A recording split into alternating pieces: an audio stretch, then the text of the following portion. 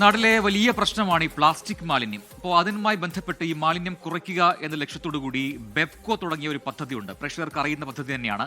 20 രൂപ അധികം നൽകി മദ്യക്കുപ്പി വാങ്ങുമ്പോൾ ലേബൽ നഷ്ടപ്പെടാതെ തിരികെ എത്തിക്കുന്നവർക്ക് പണം തിരികെ നൽകുന്ന ഒരു പദ്ധതിയാണത്. സംസ്ഥാനത്തെ 20 ഔട്ട്ലെറ്റുകളിൽ പരീക്ഷണാടിസ്ഥാനത്തിൽ ഇപ്പോൾ ആ പദ്ധതി തുടങ്ങിയിട്ടുണ്ട്.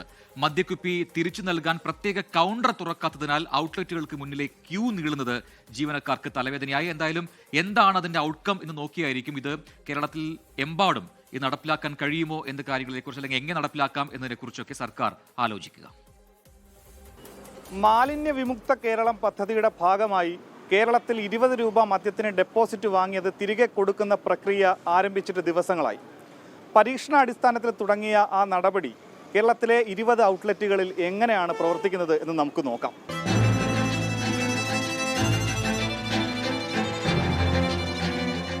തിരുവനന്തപുരം ജില്ലയിൽ ഏറ്റവും അധികം വിൽപ്പന നടക്കുന്ന പവർ ഹൗസ് റോഡിലെ ഔട്ട്ലെറ്റാണിത്.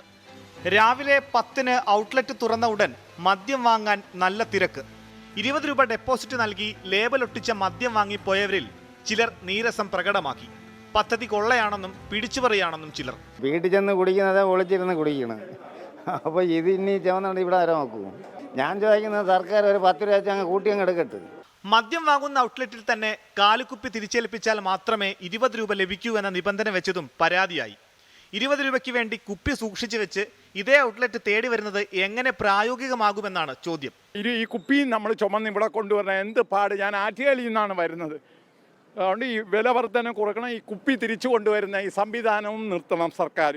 തുടക്കത്തിലെ പ്രശ്നങ്ങൾ സ്വാഭാവികമെന്നും ഉദ്ദേശം മാതൃകാപരമെന്നും പദ്ധതിയെ ചിലർ അനുകൂലിച്ചു. ശരിക്കും പറഞ്ഞാൽ ഇത് നല്ല കാര്യമാണ്.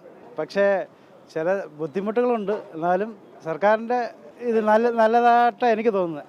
തിരിച്ചു കൊടുത്താലും അത് ബെനിഫിറ്റ് അല്ലേ, എഫക്റ്റ് അല്ലേ എന്ന് ചോദിക്കുന്നു. ചിലർ മിനിറ്റുകൾക്കുള്ളിൽ തിരികെ എത്തി കുപ്പി നൽകി പണം വാങ്ങി മടങ്ങി. ചിലർ ഔട്ട്ലെറ്റിന് സമീപത്ത് തന്നെ മദ്യക്കുപ്പി പൊട്ടിച്ചകത്താക്കി.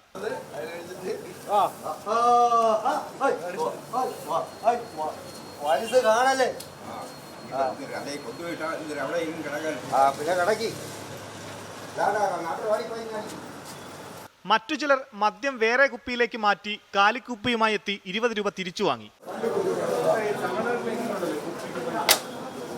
കാലിക്കുപ്പി വാങ്ങാനും പണം തിരികെ നൽകാനും പ്രത്യേക കൗണ്ടർ ആരംഭിക്കുമെന്നും കുടുംബശ്രീ പ്രവർത്തകരെ നിയോഗിക്കുമെന്നും പറഞ്ഞെങ്കിലും പദ്ധതി തുടങ്ങി 3 ദിവസം പിന്നിട്ടിട്ടും അതുണ്ടായില്ല. നിലവിലുള്ള കൗണ്ടർ വഴി തന്നെയായിരുന്നു കുപ്പി ശേഖരണം. കൗണ്ടറിൽ ബില്ല് ചെയ്യുന്ന ജീവനക്കാരൻ തന്നെ കുപ്പിക്ക് പുറത്ത് ലേബൽ പതിപ്പിക്കേണ്ടിയും വന്നു. കുപ്പി തിരികെ വാങ്ങി പണം മടക്കി നൽകിയതും തിരക്കേറിയ സമയങ്ങളിൽ ബുദ്ധിമുട്ടുണ്ടാക്കി. തമിഴ്നാട് പോലെയുള്ള സംസ്ഥാനങ്ങളിൽ പരീക്ഷിച്ച് വിജയിച്ചതാണ് ഡെപ്പോസിറ്റ് പദ്ധതി.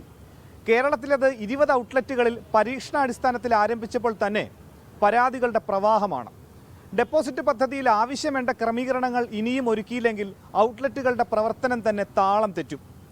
ഇപ്പോഴുണ്ടാക്കിയ ഈ പരിഷ്കാരങ്ങൾ യഥാർത്ഥത്തിൽ തലവേദന ഉണ്ടാക്കിയത് ജീവനക്കാർക്കാണ്. ക്യാമറമാൻ VS മനീഷിനൊപ്പം മനീഷ് മഹിപാൽ, 24 തിരുവനന്തപുരം. പൊതുജനം കഴുതയല്ല സാർ. എന്നാലും തമിഴ്നാട്ടിൽ അത് നടപ്പിലാക്കി വിജയിച്ചതാണ്. ഇവിടെ ഇപ്പോൾ പരീക്ഷണാടിസ്ഥാനത്തിലാണ് ഇപ്പോൾ തുടങ്ങിയിരിക്കുന്നത്. അപ്പോൾ ആദ്യ ദിവസം തന്നെ മനസ്സിലാക്കാൻ കഴിഞ്ഞ ബുദ്ധിമുട്ടെന്ന് പറയുന്നത് ജീവനക്കാരുടെ കുറവാണ്. അപ്പോൾ സ്വാഭാവികമായിട്ടും കൂടുതൽ ജീവനക്കാരെ നിയോഗിച്ചു കഴിഞ്ഞാൽ ആ പ്രശ്നവും മറികടക്കാം. പക്ഷെ അതിന് സർക്കാർ തയ്യാറാകുമോ, അതിനുള്ള പ്രൊവിഷൻസ് ഉണ്ടോ എന്നൊക്കെയുള്ള കാര്യങ്ങളൊക്കെ പിന്നീട് അറിയേണ്ടതാണ്. പ്രൊവിഷൻ ഉണ്ടോ എന്നുള്ള കാര്യങ്ങളൊക്കെ എന്തായാലും അത് നോക്കാം. ഏത് രീതിയിലാണ് ബെവ്കോ അതിലൊരു തീരുമാനം എടുക്കുന്നത്, ഏത് രീതിയിലാണ് സർക്കാർ അതുമായി മുന്നോട്ട് പോകുന്നതെന്ന് കണ്ടറിയാം.